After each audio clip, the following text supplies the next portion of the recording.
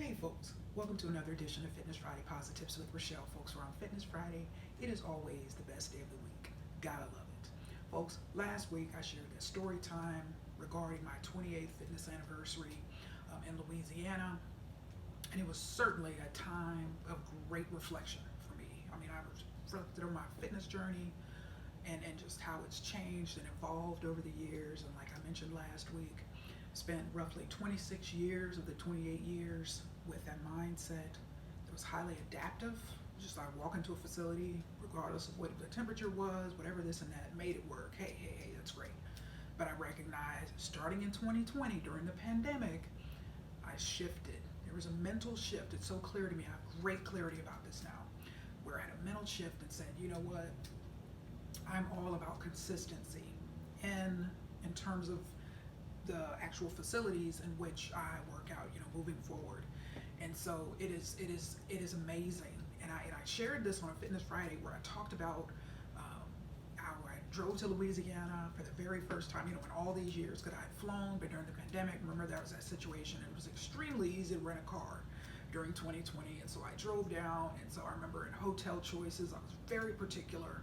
And because I wanted to make sure that I had my Precor EFX. And so basically, did a lot of research and determined Hampton Inns and Marriott's have very, very decent penetration amongst those two corporate chains. And so, and I've, since a little girl, I've always just loved Hampton Inns because they have hot breakfasts. So important. So important, folks. But anyway, so I realized that was an initial step to recognize, okay, this is what it's got to be. These are the machines that I want. These are this is what the temperature that I know in that particular situation, that corporate chain. I know the temperature's always been historically been great, and I knew that wasn't going to be an issue. It's just a matter of finding out which locations have it and which ones don't. But of course, when I was wrong, I highlighted that example of the D'Iberville, Mississippi location of Hampton Inn, in which they had the stock photos on the website and of Precor, and then when I got there, did not have them. But anyway, I had to press on, as like I stated last week, and like often stated, adversity comes to all of us. So we have to just continue to keep on keeping on, persevere, regardless of what adversity we face. All right, so just stay committed, stay strong, and it's been great. And I'm very big, and it's interesting. So I recognize that this shift towards consistency in my fitness journey, in terms of workout environments, is just basically coming into alignment, because I'm very big on consistency in every other aspect of my life. So it's just amazing that I think I was conditioned kind of early on with the mindset of just make it work, take it as it comes, whatever. So anyway, there's been a big shift away from that. And so I'm going to talk about hot topics. I'm going to highlight some hot topics during this episode. Next week, I'm actually going to revisit marketing. I'm going to come back, and I mentioned last week, from a timing standpoint, I'm going to come back to tonal, and I'm going to highlight some other examples as well.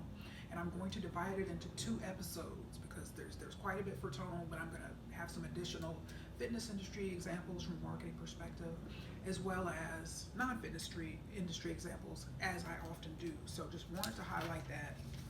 But on to the hot topics for this episode.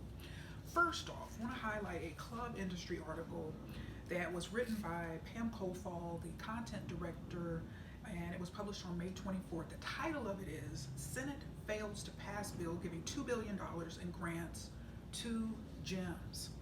And so it goes on to say, the U.S. Senate failed to pass a bill last week that would have provided $2 billion in COVID-19 relief to gyms. Another $46 billion would have gone to other small businesses, restaurants, minor league sports teams, border businesses, live venue service providers, enclave businesses, and providers of transportation services. About 25% of U.S. gyms have had to permanently close due to COVID-19, according to IHRSA, a trade association for commercial clubs. The Small Business COVID Relief Act of 2022, S.4008, contained a grant program that would have provided $2 billion specifically for the fitness industry.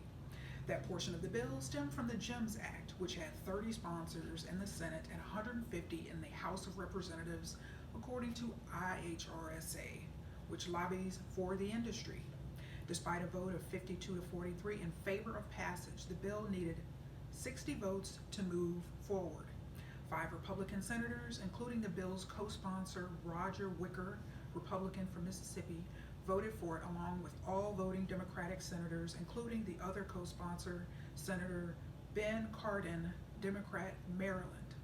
5 senators did not vote, and it goes on to, in parentheses, 3 Democrats and 2 Republicans.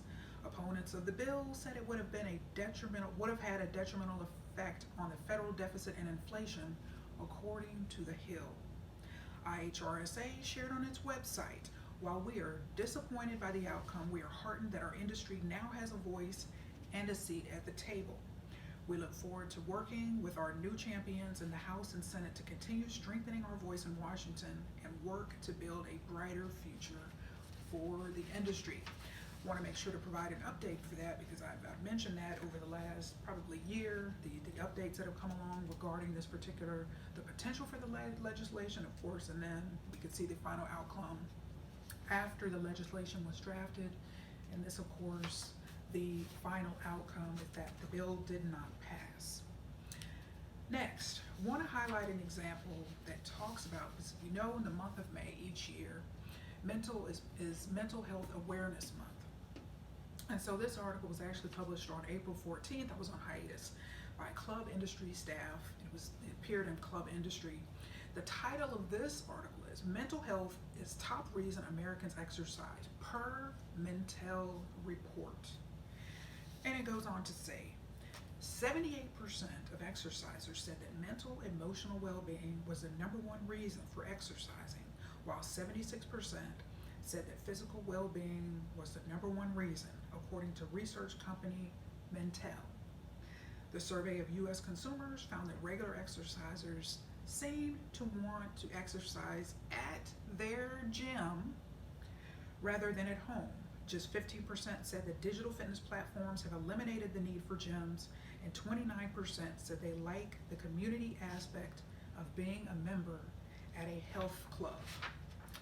The role of gyms in consumers' lives is so much larger than physical exercise, said Rebecca Waters, Associate Director, Household and Health for Mentel. For many, the pandemic has elevated the importance of gyms because they can assist with mental health, give exercisers time for themselves, stick to a routine, and socialize with fellow gym goers.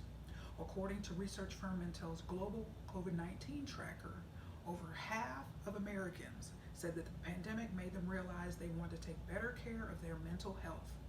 It is due to these differentiators that we predict that consumers will add in-person exercise back into their routines, along with continued digital home workouts.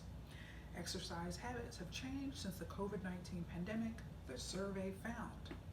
36% of consumers said they are working out with more regularity compared to before the pandemic, including 29% of those over the age of 55. Overall, weekly exercise increased as the number of Americans exercising once per week or more rose from 67% in 2020 to 72% in 2021. Aging consumers have traditionally been ignored by the fitness industry, yet they make up a large portion of the population, Walter said. COVID-19 highlighted the connection between age and decreased immunity to disease, thus motivating a significant number of mature consumers to renew their focus on physical health. This resurgence in physical activity in older consumers, combined with the sheer volume of this demographic, provides an opportunity for the fitness industry. And yes, that opportunity, I emphasize that on purpose. Brands that cater to older consumers by focusing on resistance, flexibility, and balance training along with low-intensity strength workouts will reap the benefits of gaining a host of new, older clients.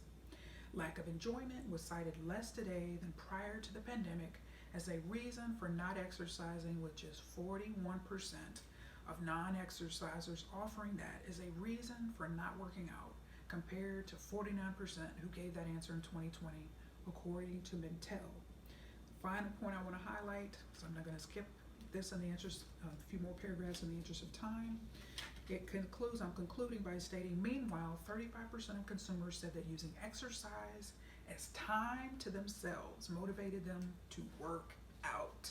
Yes, I can certainly relate to that. It's a big one for me. It always has been. My me time, my gym time, and actually, of course, here at Rachelle's Home Fitness Center, or whether I'm in a fitness room at a hotel, very important, very, very important to me. Always has been. And so next, I want to highlight TRX, some challenges facing TRX. And so, as I've alluded to in past episodes, we know without a doubt, I'm sure many would argue that the coronavirus pandemic has represented the greatest threat to the fitness industry in history. And so we think about the SWOT analysis for those who don't know, and to provide context, strengths, weaknesses, internal opportunities and threats occur externally. So we've talked a number of episodes. I've talked over the last 2+ years about the tremendous threat that the pandemic has had on the fitness industry. And there's no sector that has not been impacted. And so this is an example of that. And so club industry staff published this article June 13th, 2022, and the title of it is TRX Files Chapter 11 Seeks Buyer. And this was an important one for me to highlight because TRX, very, very popular in gyms. And as I talked about, certainly in 2021, and how they branched off and did a lot of their own in terms of programming and home fitness offerings. And so they've run into some challenges like many others in the fitness industry in the last 2+ years. So this article goes on to state, TRX, Orange County, California, filed for Chapter 11 in the U.S. Bankruptcy Court for the Central District of California, Santa Ana Division, and will seek a buyer according to a June 8th announcement from the company. The sale transaction will be executed through an open, court-supervised process designed to maximize value for all stakeholders, the announcement shared. TRX expects that the deadline to submit qualified, binding bids will be established at a later date pursuant to bidding and sale procedures to be approved by the court. The functional training products company will continue to operate as it undergoes the restructuring. Its flagship product is the suspension trainer. The Chapter 11 filings show that TRX had no more than $50 million in listed assets and no more than $50 million in liabilities. Founded in 2004, TRX had a record-breaking year in 2020 because of the rapid growth experienced with the COVID-19 home fitness boom, according to the media release. However, increased competition and macroeconomic challenges caused the Chapter 11, which the company said would address the headwinds facing the business. In 2021, TRX launched TRX Training Club, a purpose-built digital subscription-based platform that combines programming and training through live and on-demand video classes. During the past year, the company has invested in, streamlined, and enhanced its e-commerce platform and added experienced management with the depth and skills to lead the company in its efforts to execute across consumer, commercial, and digital channels, according to TRX. The restructuring will allow TRX to reduce its debt and more rapidly adjust to post-pandemic consumer demands, according to the announcement. Plans are to move through the process as quickly and efficiently as possible, emerging with a new partner, a healthy balance sheet, and strong operations for the benefit of all TRX employees, customers, vendors, and other partners, according to the announcement. So I wanted to highlight that, major player in the fitness industry, and I know each of you, as well as certainly me, we all certainly wish TRX well and look forward to some good news and good things moving forward for that company in the future. Last example I want to highlight, and this is certainly deals with litigation, fitness litigation, but there's also an HR, human resources component. As I stated last year, I planned to do a series on HR, decided not to because we know, of course, inside the fitness industry, outside of the fitness industry, a lot of challenges in terms of hiring, in terms of retention. This is a very challenging time in terms of people management and human resources, but this is a very, very important one, very, very important case here that I want to highlight in this article by Club Industry, and it was published by Club Industry staff on June 14, 2022. I saw this, I planned to cover something else and I replaced it because this is so important. The title of this article is Equinox Faces 3 Class Action Lawsuits Related to Wages. And so I haven't spent very much time over the years talking about this aspect of fitness litigation, but class action lawsuits on behalf of employees and former employees, it's certainly not new to the industry, particularly around chains. And so I really want to emphasize this point. Only you know the answer, only you know where you stand. And if there's some opportunities to tighten up some policies and procedures, I will let you determine that. And certainly if you have an HR person, HR staff, I'm sure they're on top of it. And certainly if you have legal counsel, legal staff on board, they can help you with this. And if you don't, perhaps a smaller operator, you can certainly reach out to those with the expertise to determine if you have any legal exposure in this area, any vulnerabilities that you should address. So let me go on and highlight this article. Very, very important. So it goes on to state, a California federal judge has certified 3 class action lawsuits against Equinox, meaning they will move forward as class action suits rather than individual suits, according to a report from Bloomberg. The 3 class action lawsuits could impact more than 9,000 Equinox employees in California. The lawsuits allege that Equinox violated California labor laws by requiring employees to work off the clock when they communicate with their clients, prepare programming, and call potential members of clients. Other claims include that employees were required to work more than 40 hours per week, but were not paid for overtime, that Equinox averaged employees' wages rather than paying them for every hour worked, and that the company didn't pay promised bonuses. In addition, one lawsuit alleges Equinox did not offer full 30-minute lunch breaks and 10-minute rest periods for every 4 hours worked, which is a requirement of the California Labor Code. Equinox has denied the allegations in the lawsuits. The law firm, Macaram and Associates, who is representing plaintiffs, said the people impacted are as follows. First, a wage statement class of people who work for Equinox in California from April 3rd, 2018 to the present. Next, people who work for Equinox in California as a personal trainer, group fitness instructor, or Pilates instructor from April 3rd, 2015 to the present. Last, people who work for Equinox in California who receive payments for missed meal breaks and also receive non-hourly pay from April 3rd, 2015 to the present. These lawsuits aren't the only ones that Equinox has faced related to wage disputes. Lawyersandsettlements.com details 5 other cases. And so certainly while these class action lawsuits are taking place in the state of California, other class action lawsuits impacting the fitness industry regarding employees have occurred in other states as well. So that's why I want to encourage, yes, this is highlighting just California, but this is something certainly to keep your eye on. Of course, I'm not an attorney. This is not legal advice.